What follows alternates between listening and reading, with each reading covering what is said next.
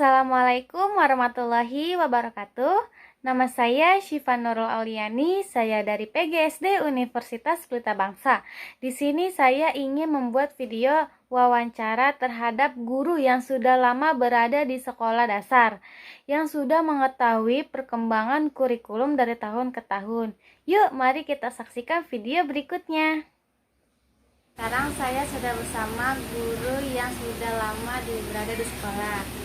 Nah, Bu, aku mau nanya, ada berapa hal yang perlu dilakukan oleh pemerintah agar kurikulum 2013 dapat diimplementasikan secara optimal kepada guru dan peserta didik? Ada beberapa hal yang perlu dilakukan pemerintah agar kurikulum dapat diimplementasikan dengan optimal. Yang pertama sebenarnya adalah pemantapan materi dan sosialisasi yang jelas sampai pada sekolah-sekolah atau tenaga pendidik, pada guru dan murid, karena ini kan berpengaruh pada perubahan yang tadinya bukan kurikulum 13 atau 2006 akhirnya pindah, jadi butuh komunikasi, sosialisasi. Terus yang kedua adalah sarana dan prasarana sekolah yang menunjang gitu. Jadi kalau prasarana dan sarananya kurang, akhirnya hasilnya juga tidak akan maksimal. Yang ketiga, sumber daya pengajar yang punya semangat tinggi.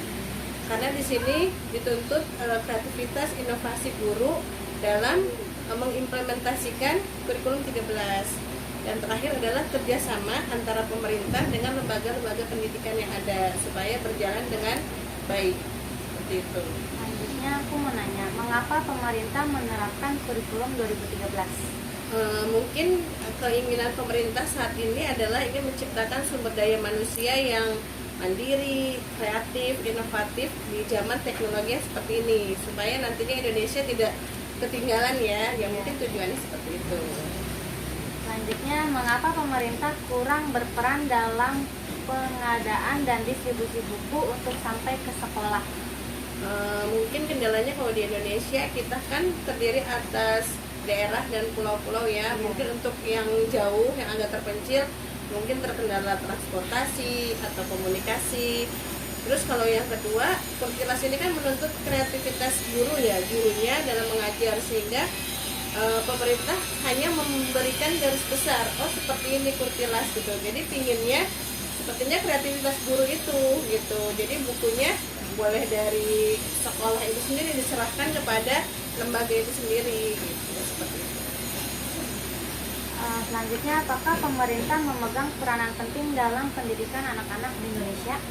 Harusnya pemerintah sangat berperan penting dalam pendidikan anak-anak di Indonesia, karena semua kebijakan pendidikan itu ditentukan oleh pemerintah, yaitu Menteri Pendidikan. Jadi ya seharusnya peran penting ada di pemerintah supaya jelas gitu pendidikan kita arahnya mau kemana.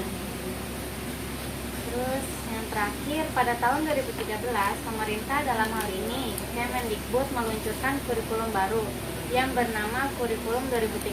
Menurut analisa Ibu sebagai guru, mengapa kurikulum 2013 tersebut diberlakukan pada saat ini? Sudah pantas dan cocokkah kurikulum tersebut diterapkan di Indonesia? Ya mungkin alasannya yang tadi ya, pemerintah ingin masyarakatnya menjadi sumber daya yang kreatif, inovatif gitu, supaya tidak tertinggal teknologi. Cuman permasalahannya adalah ada yang sudah bisa diterapkan, tapi ada juga yang belum. Contoh, kan di sini kan ada kelebihan ya. Kelebihan kurikulum 13 yang pertama, dia proses pembelajarannya murid aktif. Terus gurunya sebagai motivator dan fasilitator.